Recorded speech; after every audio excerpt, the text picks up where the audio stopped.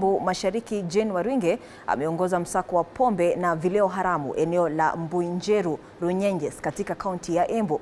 Msako huu umejiri baada ya wauzaji wa bidhaa halisi za vileo kuripoti kwa maafisa wa polisi na wale wa ukusanyaji kodi wa KRA. Baadhi ya vifaa vilivyonaswa katika msako huu vinajumlisha lita 50 za pombe haramu, chupa za pombe zisizo na chapa, pakiti na sigara na vifaa vingine. Wakazi wamehimizwa kuwa macho na kuripoti visa vya utengenezaji wa pombe haramu katika eneo hilo. Aidha, hakuna aliyekamatwa katika msako huo, huku vifaa vilivyonaswa vikipelekwa katika kituo cha polisi cha Runyenjes kwa uchunguzi zaidi.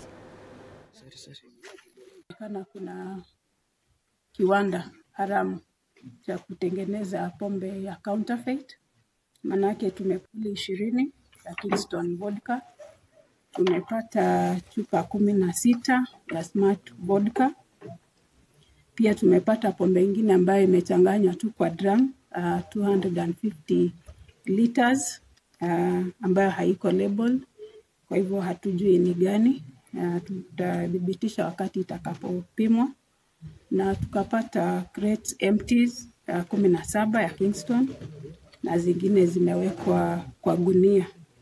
Pia tukapata sigara ya Uncustomed Supermatch cigarettes pakti 25 na vitu vingine za kuonesha ya kwamba kuna kutengeneza kwa pombe ilikuwa inaendelea hapa, kama mashini ya kufunga bottle tops. Tumepata pia cartons ziko humu ndani na mitungi mingi sana ya kubeba maji, ingine labda ya kubeba